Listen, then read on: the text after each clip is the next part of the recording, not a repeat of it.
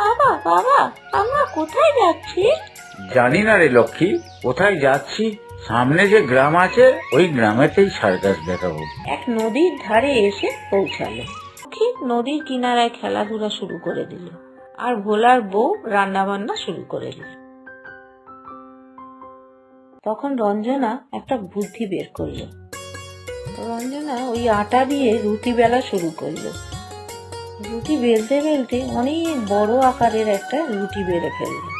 রঞ্জনা বিশাল আকারের রুটিটা বানালো আর আগুনের ওপর রাখলো। রঞ্জনা অনেক কষ্ট করে রুটিটাকে একটা নৌকার আকার দিল। ভগবান, এবারে কি হবে? এবারে আমরা বাঁচবো কি করে? এই গভীর নদীতে তো আমরা ডুবেই মরে যাব। ওরা তিনজনেই রুটির নৌকা দিয়ে সুরক্ষিতভাবে নদী কিনারায় পৌঁছে গেল।